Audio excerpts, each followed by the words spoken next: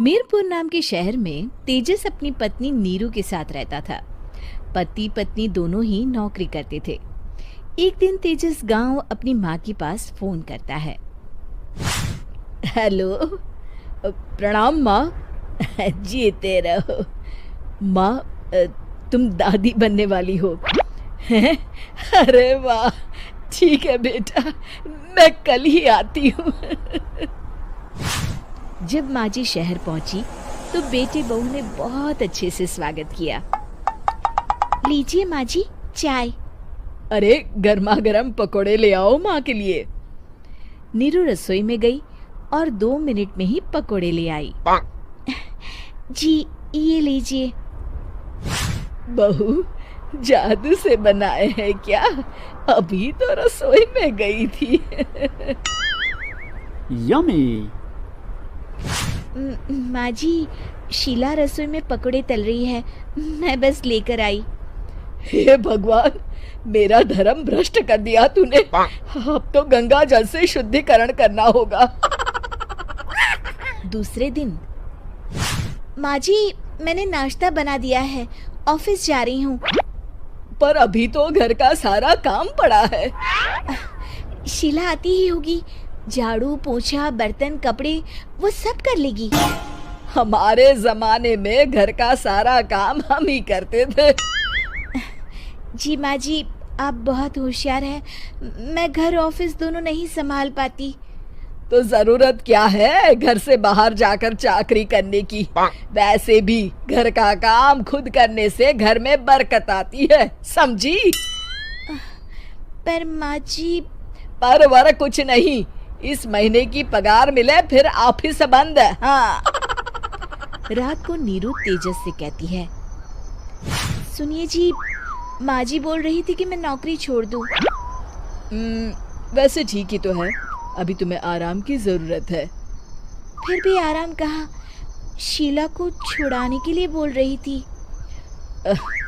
तो अब 24 घंटे में इतना काम तो कर ही सकती हो। पर जॉब पसंद है मुझे, घर पर मन नहीं लगेगा। अगले दिन जब दोनों ऑफिस के लिए निकल रहे थे, मेरी तो कोई कीमत ही नहीं है इस घर में। माँ जी, आजकल महंगाई बहुत है, रहन सहन भी बदल गया है, दोनों नौकरी करते हैं तभी ठीक रहता है। अच्छा, तू कहना क्या चाहती है? मेरा बेटा तुझे बिठा के खिला नहीं सकता? तू ही इस घर का खर्च चला रही है, हैं? नहीं माँ जी, मेरा वो मतलब नहीं था। मतलब खूब समझती हूँ, ये बाल धूप में सफेद नहीं किए मैंने। हाँ। अब तो ये रोज का काम हो गया था। तेजस भी रोज की झिकझिक से परेशान हो गया था।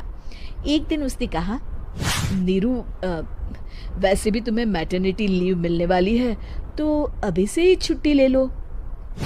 पर क्या, मेरी सैलरी अच्छी खासी है। आखिर नीरू ने रिजाइन कर दिया। जब बच्चा हुआ तो घर में सब बहुत खुश हुए। कुछ दिनों बाद तेजस फाइल देख रहा था। क्या हुआ तेजस, कुछ परेशान लग रहे हो? हाँ, वो हमारी जितनी सेविंग्स थी वो तो हॉस्पिटल में और छठी के फंक्शन में खत्म हो गई है नीरू। और अभी वैसे मंदी चल रही है तो मैं बोल रही थी कल मुन्ना को हेपेटाइटिस का टीका लगवाना है। नीरू, क्या पोस्टपोन नहीं कर सकते? नहीं जी, बिल्कुल नहीं। अब तेजस को समझ में आ रहा था कि उससे गलती हुई है। पैसों की कमी का असर घर के माहौल पर भी पड़ रहा था। अगले दिन, बेटा मेरा चश्मा और ये दवाइयाँ ले आना, पर्चा देते हुए माँ जी ने कहा। जी। तेजस, मुन्ना के लिए दूध का डिब्बा और डायपर भी ले आना, और ये किराने के सामान की लिस्ट है, इसे भी लाना है। तेजस गुस्से में लिस्ट मरोड़कर फेंकता है और चिल्लाता है, पैसे क्या पेड़ पर उगते हैं? ये ले आना, वो ले आना। अरे पर ये जरूरत का सामान ही है। वो गुस्से में बिना कुछ कहे ऑफिस चला गया। अरे लंच तो ले जाइए। नीरू दौड़कर डिब्बा पकड़ाती है। एक दिन खाना खाने के बाद, नीरू, अब तो मुन्ना कुछ बड़ा हो गया, तो अब तुम वापस ज्वाइन कर लो ना जॉब। पर इस रिसेशन में जॉब मिलना बहुत मुश्किल है। ट्राई तो करो। फिर मुन्ना? माँ जी है ना, और एक फुल टाइम मेड भी लगा लेंगे। पर माँ जी, उन्हें तो पसंद नहीं। तभी माँ जी वहाँ आ जाती है और प्यार से नीरू के सर पर हाथ फेरते हुए बोलती है, अब मेरी समझ में आ गया बहू, पहले के और अब के समय में अंतर है। तुम काम शुरू करो, मुन्ना की जिम्मेदारी मेरी।